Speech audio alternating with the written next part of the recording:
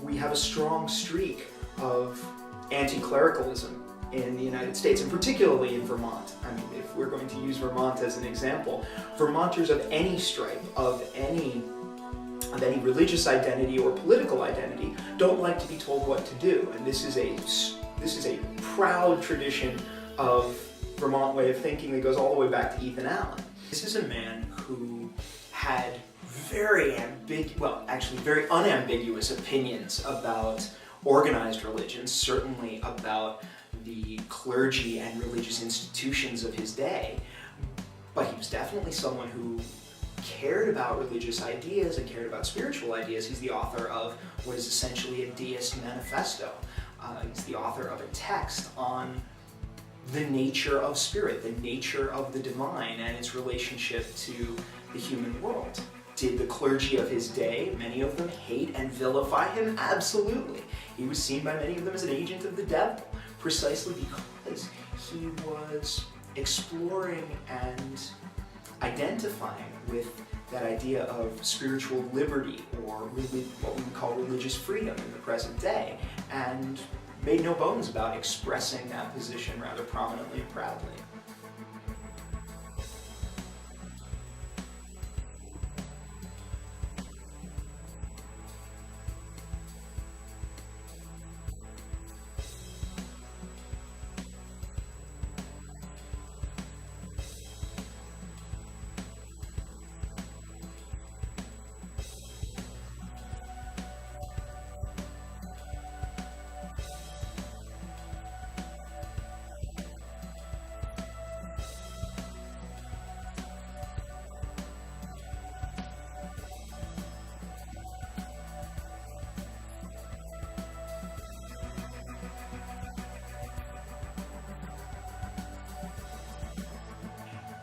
Because we are able to do that, because we're free to do that in the present day, it allows us, in effect, to be more critical and more openly critical of the actions of some of the larger religious institutions, and to question individual authority in religious matters, because there's always another choice that can be made.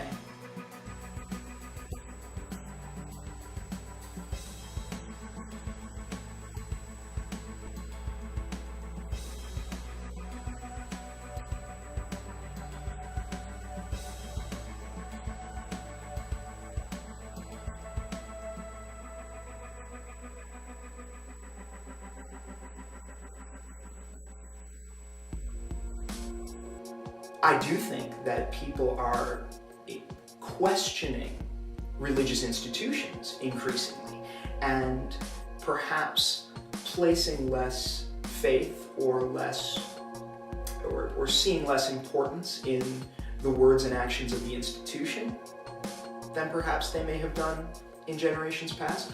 I'm not sure that means that they're losing faith.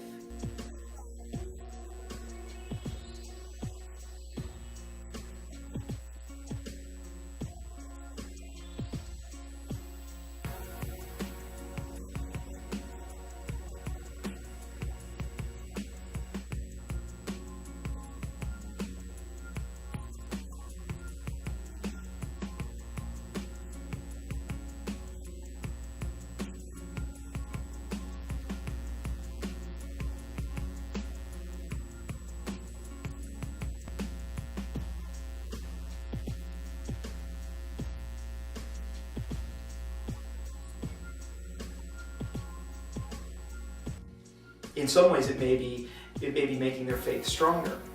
That the relationship to, whether it's relationship to a divine being or relationship to a core set of moral principles, individuals are finding their own connections to those things to be valid, and are in some ways using that as footing from which to criticize or call into question some of the representatives of the institutions.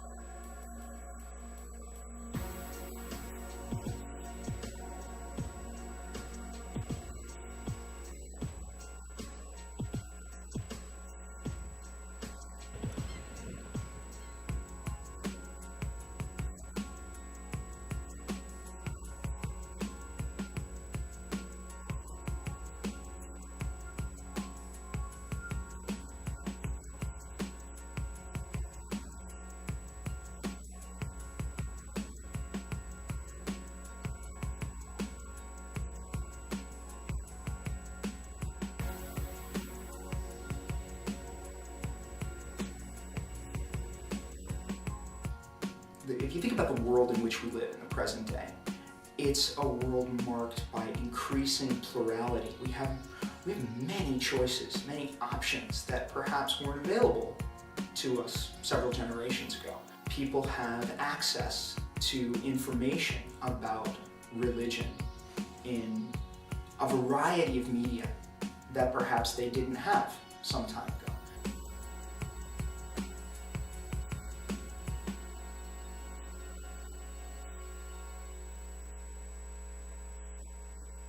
They may not have a single religious identity, they may have many. And whereas in prior generations, people would have focused on the tensions or the conflicts between these identities, I think in the present day, people are finding ways to focus on the similarities and to see these different approaches as complementary rather than conflicting.